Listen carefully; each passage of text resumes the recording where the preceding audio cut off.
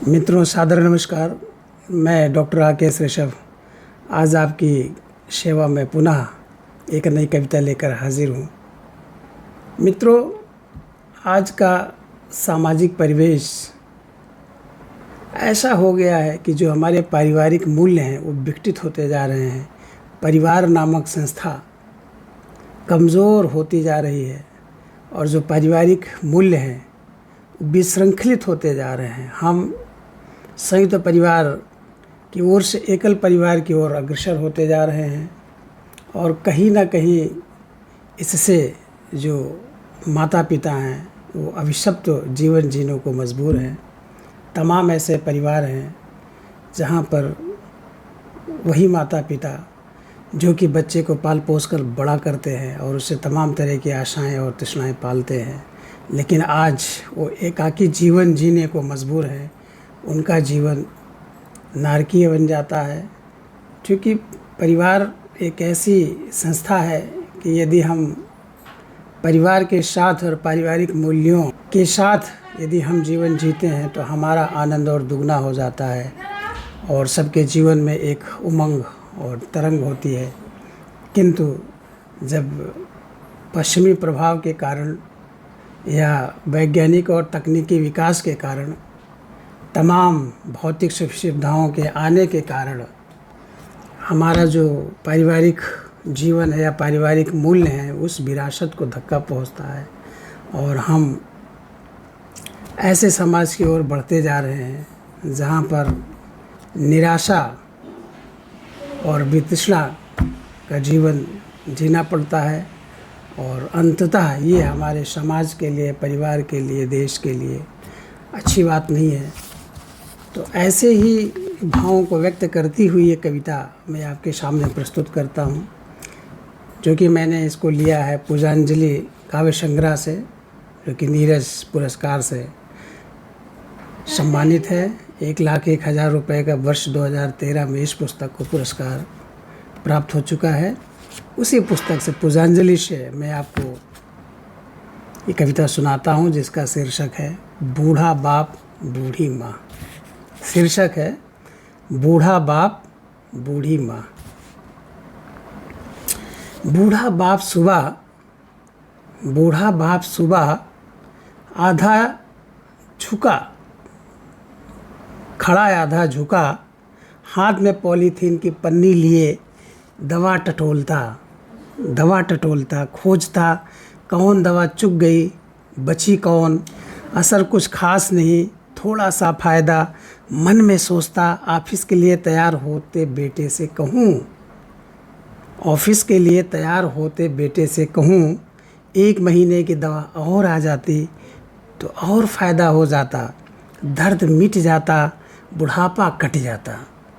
फिर सोचता नहीं ऑफिस से लौट आए, शाम को कहूँगा चश्मे का नंबर बढ़ गया है, धुंधला दिखता है, दूर साफ दिखता नहीं, एक दांत हिल रहा है, अक्सर दांत में दर्द रहता है, कुछ खाते नहीं बनता, जिसको दांत का दर्द होता है वही जानता है।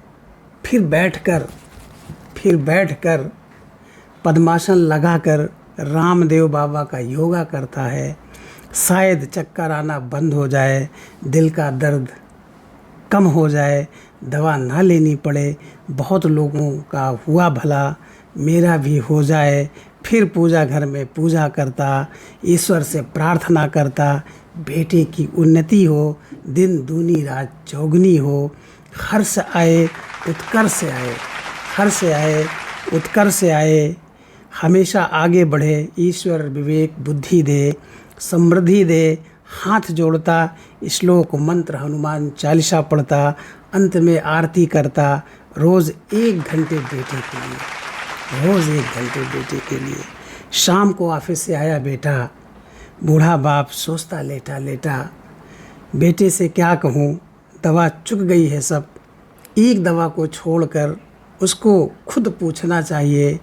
1 माह से शहर आया हूँ, हाल चाल लेनी चाहिए, पर कहाँ फुर्सत मेरे लिए, बड़ा अफसर है, बहुत व्यस्त है, बहुत खर्च है। बेटे का बर्थडे मनाया, 5,000 का तो केक आया, बहुत खर्च हुआ, हज़ारों लोग खाए, अब खर्च में खर्च क्या बढ़ाऊं, सोचता हूँ कल गांव चला जाऊं। बूढ़ी माँ बैठी टीवी के सामने, सब देख रही है, बहुत कम बोलती है, कभी बाप की दवा के लिए बेटे से सिफारिश करती है। एक बार दवा और मंगा देते, शायद फ़ायदा हो जाता, दर्द बंद हो जाता। बूढ़े बाप से कहती बेटे से कहो, बूढ़े बाप से कहती बेटे से कहो एक बार दवा और ला दे। बूढ़ा बाप कहता तुम ही कह दो, मैं क्या कहूँ, तुम ही कह दो, मैं क्या कहूँ। घर का बहुत खर्च है, घर का बहुत खर्च है, अभी 8 लाख की गाड़ी पिछले माह आई है, बेटा परेशान है, ऑफिस की दौड़ धूप लगी है, बार बार लखनऊ जाता है, सब कुछ ठीक नहीं है, खिन्न रहता है, चेहरा देखती नहीं उतरा रहता है। जब पढ़ता था कितना खुश रहता था, जब पढ़ता था कितना खुश रहता था, हरदम झूमता रहता था, पर दवा तो ला सकता है। बूढ़ी माँ कहती ठीक है, तुम नहीं कहोगे तो मैं कहूँगी। एक बार दवा और ला देते, चश्मे का नंबर बदलवा देते, हिलते दांत को उखड़वा देते, ये गांव चले जाते। 1 महीना हो गया, सबको देख लिए, हाल चाल ले लिए, पर सोचते सोचते 9 बज चुका था, बेटा सो चुका था। बहू आई, बूढ़ी माँ से रिमोट छीनी, चैनल बदली, बोली माँ जी ज़्यादा टीवी देखने से आँख खराब हो जाती है, अभी तो पिताजी की ही आँख खराब है, तुम्हारी भी खराब हो जाएगी, दवा कहाँ से आएगी, दवा कहाँ से आएगी, चलो सो जाओ, चलो सो जाओ, जाओ। बूढ़ी माँ चुपचाप उठी, अपने बिस्तर पर जा लुढ़की की, कुछ सोचते सोचते रोते रोते सो गई। सुबह हो गई, बेटा ऑफिस के लिए तैयार हो रहा था, बूढ़ा बाप पूजा कर रहा था।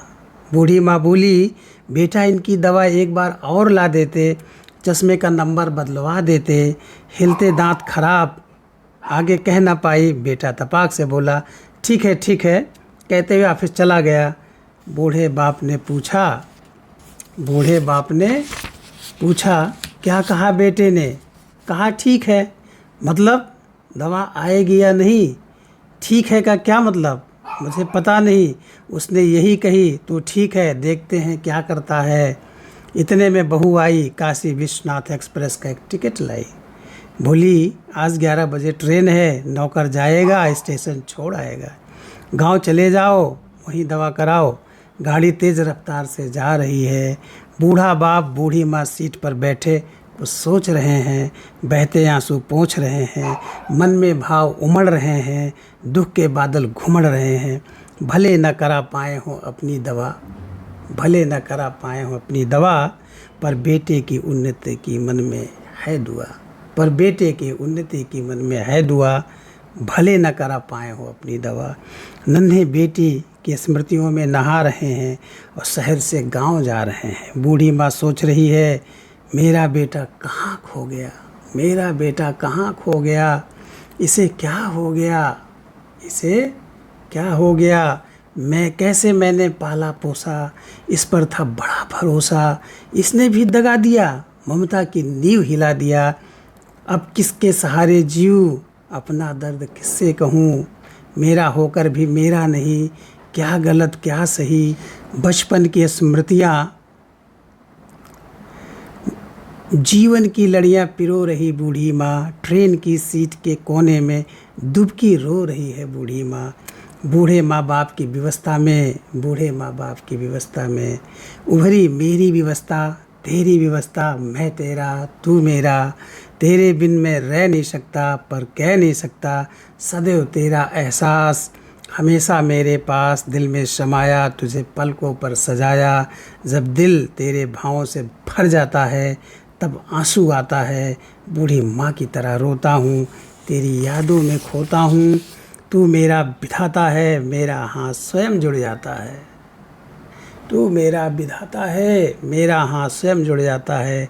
व्याकुलता बढ़ जाती है, मन कसमसाता है और मिलन को छटपटाता है, दर्शन को तरसता है, लोचन विवश बरसता है, बिजली चमकती है, शंख ध्वन उठती है, ओम का गुंजार, अनजानी सुगंध का प्रसार, आत्मा खो गई मेरी पूजा हो गई, आत्मा खो गई मेरी पूजा हो गई, आत्मा खो गई मेरी पूजा हो गई। बहुत बहुत आभार, बहुत बहुत धन्यवाद, आपने ध्यान से सुना। यदि कविता पसंद आई हो तो आप इसे लाइक करें, शेयर करें और फॉलो भी करें और कमेंट भी करें। बहुत बहुत आभार, बहुत बहुत धन्यवाद।